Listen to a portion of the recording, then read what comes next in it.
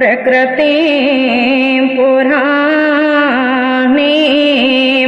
विदिते यां श्रुतिरः सेविदो वदन्ते तामर्ध्यपलवितिशं करेरूपमुद्रां देवीं शरिणा प्रपदे अम्भस्तवेषु तवता वदकर्ते कानि कुण्ठी भवन्ति वचिसाम् अपि गुम्फना डिम्बसमेत तुरसा असमजसापे वात्सल्यगनहृदयां भवतीं दिनोते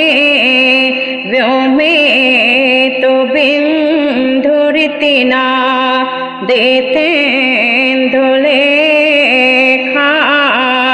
रूपेते वाग्भवतन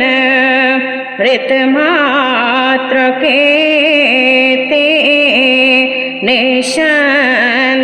निषन्धमान सुखबोधसुधास्वरूपा विधूतसे मनसि भाग्यवतां जनानाम् आविर्भवत् पुलकसन् तदपेक्षणे रे निषन्धमान सलिलै नयनै च नेत्यं वाग्भीच गदिपधा विरूपासते पादौ तवाम्बुहृदे श्रुतव एव दैन्या वक्तं यदा तमभिषेटुतये भवत्या तुभ्यं नमो यदपि धे विशिरा करोते चेतचया त्वयि परा यनमम्बतानि कस्यापि करपि भवति तपो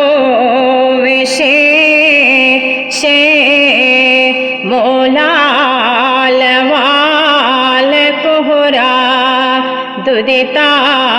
भवानि निर्बेन्दिषट्सरसिझा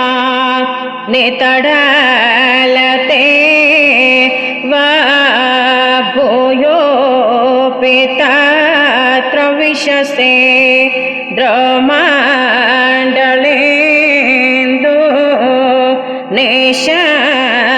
निषन्धमान परिमाम् अमृतो रूपा दग्धां यदा मदनमे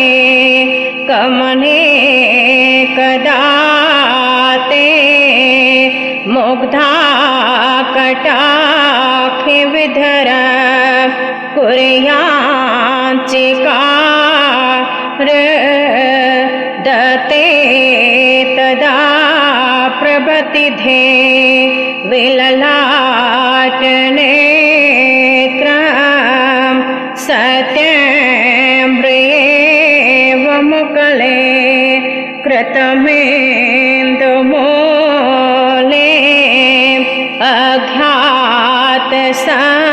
अज्ञातसम्भवमना कलितानि वायं भिक्षं कपालिनमवा ससमाधुतेया पूर्वकरग्रहणमा गलतो भवत्या शम्भं क एव बुबधे गिरिराजकर्णे चर्माम्भरां च शवभस्मविलेपनां च भिक्षाटनां च नटनां च परेतबो वेतालसं हति परे गृहीता च शम्भो शोभां बिभर्त गिरिजे तव साचरेयात् कल्पोपसंहरणके लिशुपण्डितानि चण्डानि खण्डपरिशो रपिताण्डवानि आलोकनेन तव को मिलतानि माता लासात्मना परिणमे ते जगत् विभो ते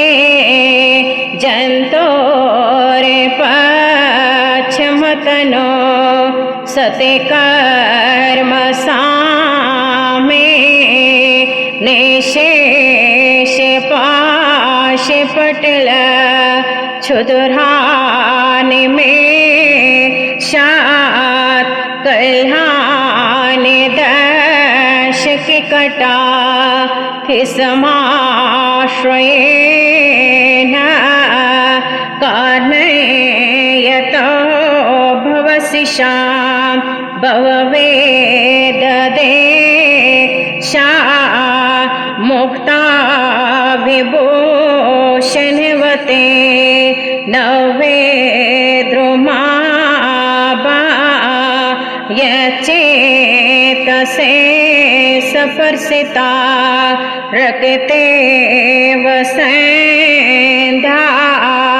एकास एव भवन त्रयसुन्दरेणां गन्धर्पता व्रजति पञ्चशरे विनापे ये भावयन्तमृत्युवा विभिरं शुजाले आपायमाने भुवना अमृतेश्वरे तां ते लङ्घयन्ति ननुमा तरलङ्घनेयां ब्रह्मादिवे सुरवरे रपिकालकक्षां या सपाटिकाखिगुणपुस्तककुण्डिकाझां व्याख्यासमोदतिकरां शरदेन्दुशोभ्रां पद्मां सनां चुढदिये भवतीमुपास्ते माता सवेश्वकविता रकिचक्रवर्ते बर्हावत सयुते भर बरकेशे पाशां गुंझावले कृति घनस तनहारे शोभां श्यामां प्रवालवदिनां सुकुमारे हस्त्वां त्वमेव ना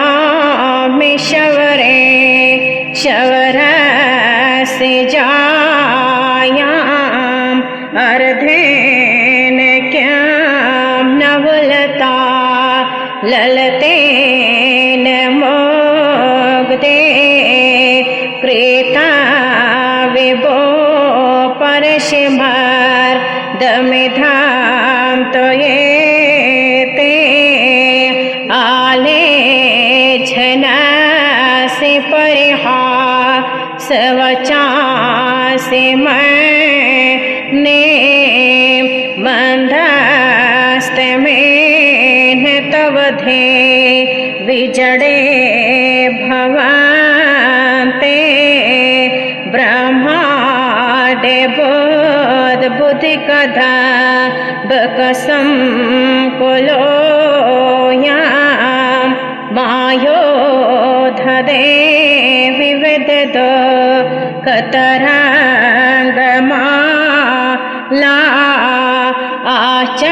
आचार्यां भजते प्रलयां प्रयाते तद्धान सन्तति महावड्वामुखाग्नो दाक्षायणे ते कुटिले ते गुहारिणे ते काञ्चायने ते कमले ते कलावते ते एकासते भगवते परमार्थतोपे संदृश्यसे बहुविधा ननु नर्तकेव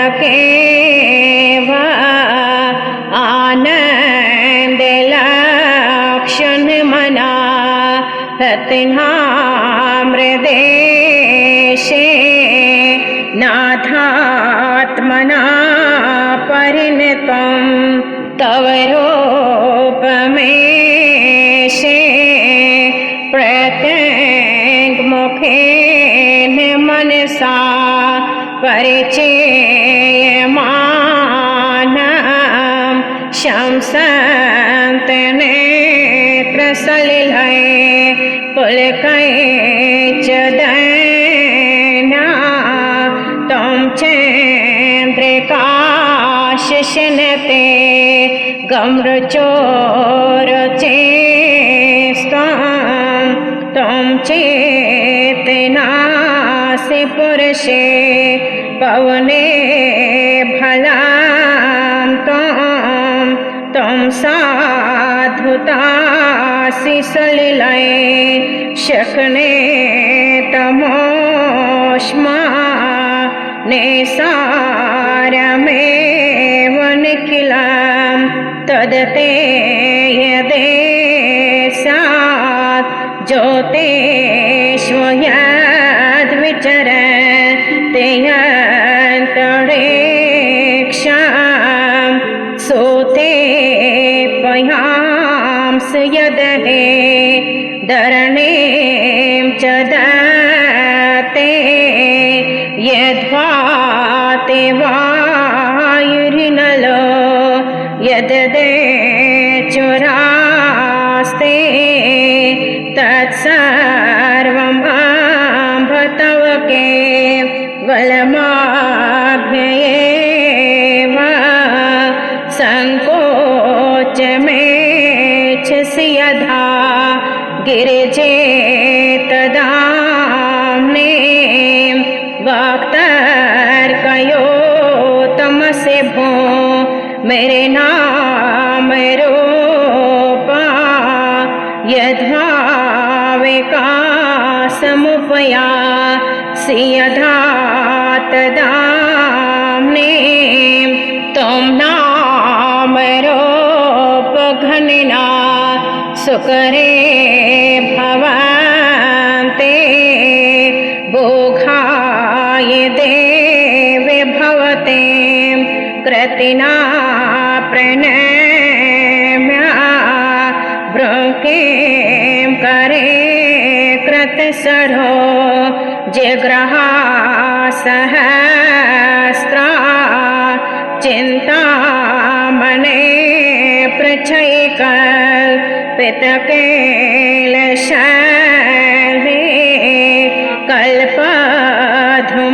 कल्पधुमोपवने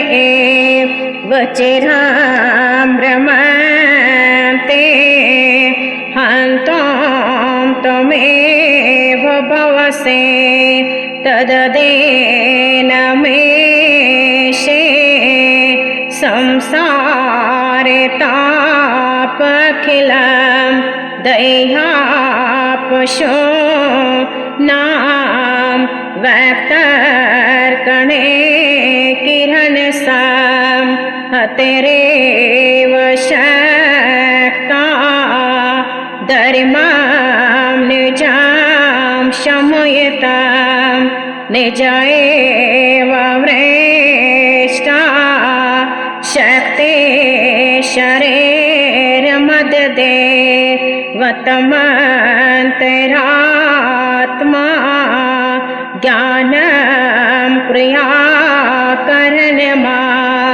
सनझाल में चाम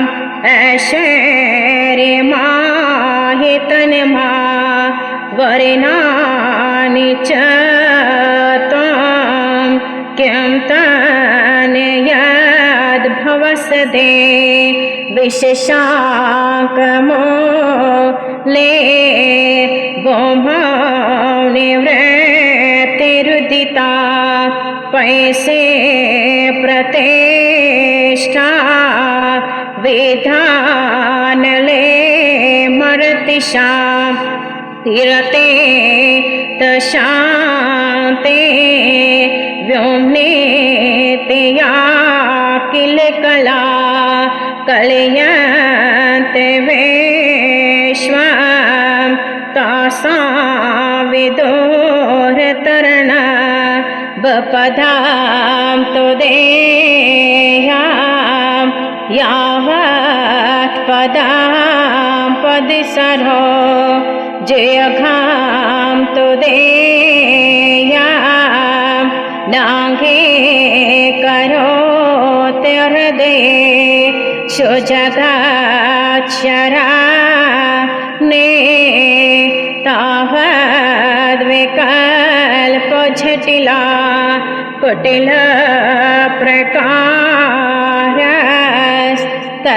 प्रकारस्तर्कगृहा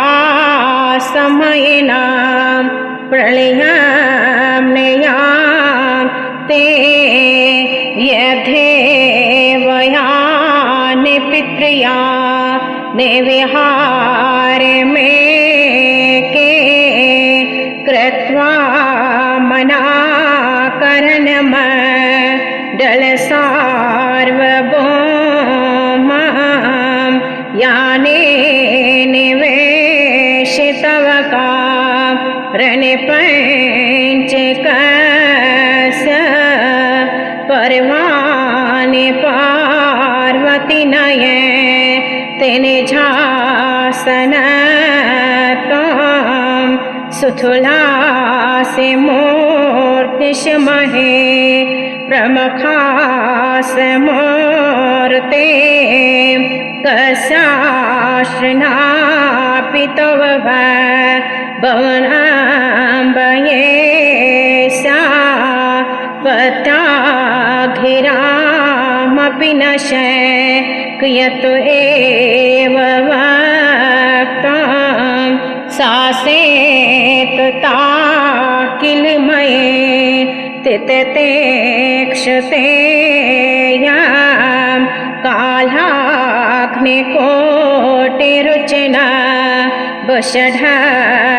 वषढध्वशोध्वा वाल्पावनेषु भवते अमृतोघवृष्टिं श्यामां घनस्तनितटां सकले क्रता च गायन्ते एव जगतां गुरवो भवन्ते विद्यां परां कति च परमां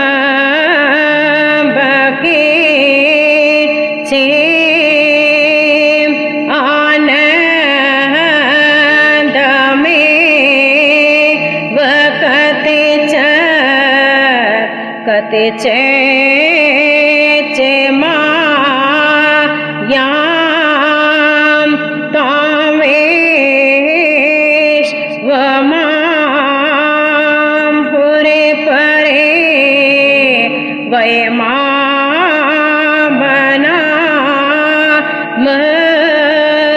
साक्षाद पार करो नाम गरे मूर्तमेव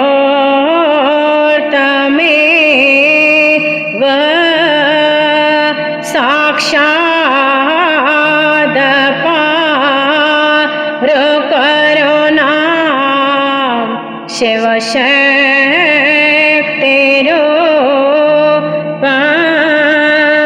कुवलयधवलनीलं भरभस्कन्दकेशं प्रथितरकुचबारा क्रान्तकान्तावलङ्घनं किं हि बहुविरक्ते तत्स्वरूपं परमना सकलभुवनमाता सन्ततं सन्निधत्तां सकलभुवनमाता सन्ततं सन्निधत्ताम्।